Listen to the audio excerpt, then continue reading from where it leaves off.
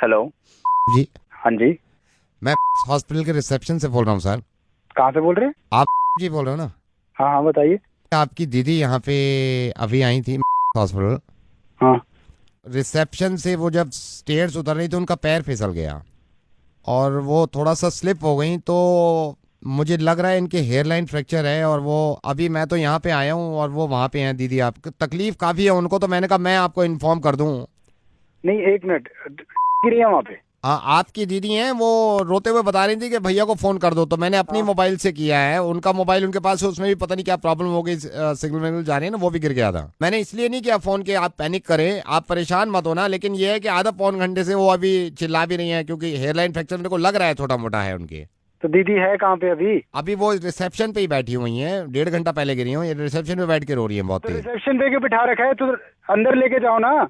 मैं अंदर तो नहीं ले जा सकता सर उनको अभी। अरे क्या पागल आदमी है, तो फोन क्यों कर रहा है फिर मुझे? तो अंदर एडमिट कराना मेरे भाई। सर रजिस्ट्रेशन के 1,000 रुपए लेते हैं ना ये लोग।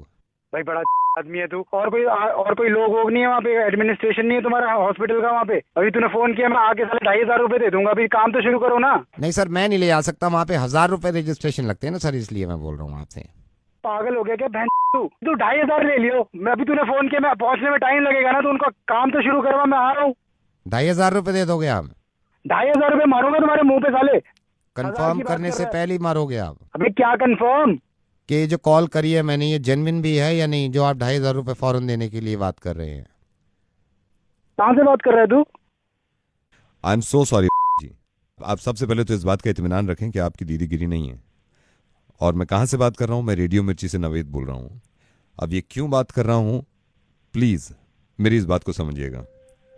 मेरी दीदी ठीक है कि नहीं है? आपकी दीदी बिल्कुल ठीक है। क्यों फोन किया है मुझे? जब मैंने फ़ोन किया तो आपने कंफर्म नहीं किया कि ये 2,500 रुपये जो ले रहा है ये इंसान, ये जेन्युइन भी है या नहीं। लेकिन तकलीफ में थे आप और परेशानी में थे, तो 2,500 रुपये आप मेरे मुंह पे मार रहे थे। एक एनजीओ है, इन्होंने ये लिखा था परसों कि नेपाल में जो अर्थक्वेक आया है, वहां के जो लोग परेशान हैं उनके लिए डोनेट करना चाहते हैं, तो हमें कांटेक्ट करें। और आपने नीचे कमेंट में ये लिख दिया कि ये सब झूठ है, इस तरह के धंधे बंद करो, मुझे मालूम है सारे पैसे कहाँ जाते हैं। आपने कमेंट में ये तक भी लिख दिया, ये मेरा नंबर है, मुझसे पैसे निकलवा सकते हो तो निकलवा के देखो।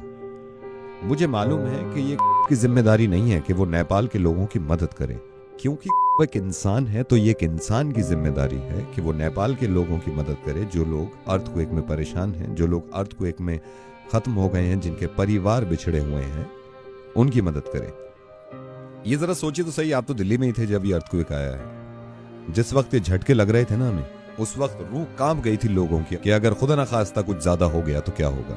ये हम सबको मालूम है कि हम नेचर से, कुदरत से लड़ नहीं सकते, ये किसी के हाथ में नहीं था अर्थक्वेक रोकना। लेकिन हम सबके हाथ में है उन लोगों की मदद करना, चाहे वो दुनिया में कहीं भी हों, जो इस हादसे का शिकार हैं, जिनको मदद की जरूरत है। ये मैंने पता किया है नेपाल फोन करके, वहां पे बहुत सारे छोटे बच्चे ऐसे हैं जिनके माँ बाप मलबे में दब गए हैं और मर गए हैं। आपको मालूम है वो बच्चे अपने माँ बाप तक को याद नहीं कर रहे, क्योंकि भूख लग रही है उनको, क्योंकि खाना खाना है उनको, क्योंकि चोट लगी हुई है उनको। मुझे मालूम है कि आपने कोई बुरा काम नहीं किया, ये इंसान की मर्जी होती है कि वो किसी की मदद करे या ना करे। लेकिन कम से कम एक ऐसा एनजीओ जो कि ऑथेंटिक है, जो कि नेक काम कर रहे हैं, अगर वो लिखते हैं कि नेपाल के लोगों की मदद करें, तो अगर हम उनको बढ़ावा भी नहीं दे रहे, तो कम से कम ये तो ना करें कि हम ये लिख दें कि झूठ बोलना बंद करो और अपने आप पैसे कमाने बंद करो। एक बात सोचिए जरा, जब अर्थक्वेक आता है या ऐसी कोई परेशानी होती है, तो मेरे हिसाब से सबसे करीबी जो है एक दूसरे की मदद करने के लिए, वो पड़ोसी होता है। आपके फ्लैट के बराबर वाले भाग के आ जाते हैं कि आप ठीक ठाक हैं या नहीं। तो ये भी पड़ोसी है नेपाल, और जरूरी नहीं है कि पड़ोसी हो, दुनिया में कहीं भी इंसान अगर परेशान हो तो हमें मालूम है कि हमें मदद करनी चाहिए, और आप करते हैं। लेकिन आपने थोड़ा सा गलत किया कि इस तरह का कमेंट लिख दिया कि आप पैसे कमाना बंद करिए।